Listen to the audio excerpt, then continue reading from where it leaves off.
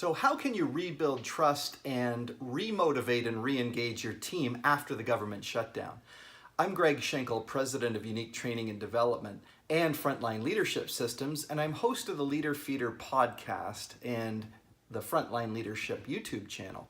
I wanted to share with you some tips for you as a manager on how you can re-engage your team, get things back to normal as quickly as possible, and start fulfilling your mandate that your team has in serving the public. We have to acknowledge, first of all, that there's been a significant amount of trust eroded and emotional trauma that's due to the shutdown.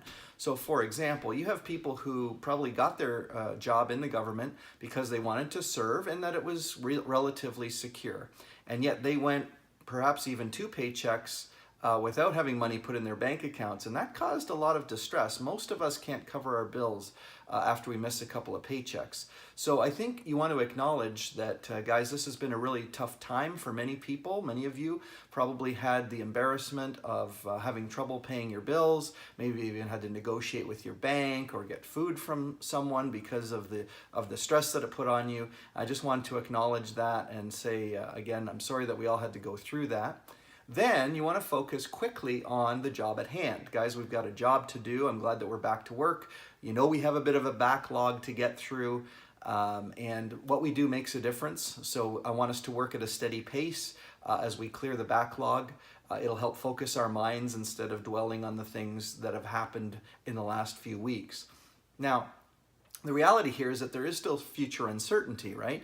You never know if something like this is going to happen again. It could be a few weeks from now, it could be a few months from now, it could be a couple years from now. So you just want to acknowledge that, guys, I know that the future's uncertain. We have to deal with the best that we have right now.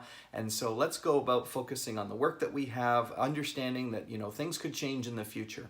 Now, there are a few things I want you to stay away from. First of all, it's best not to make excuses. They've actually studied the best apologies or the most effective apologies. And where the person sort of makes excuses and blames others, generally speaking, those apologies aren't as well accepted. The people that focus the apology on the impact on the victims, the emotional distress that may have happened, the financial distress, those are going to be much more effective apologies. So avoid making excuses. The other thing is, even though you might want to lighten the mood, I think making jokes about people having paid vacation time is not the way to go on this one. Even though some people might chuckle at that because they will maybe get their back pay, the reality is it's insensitive and it'll cause your team to have that little bit of negative feelings towards you as the leader.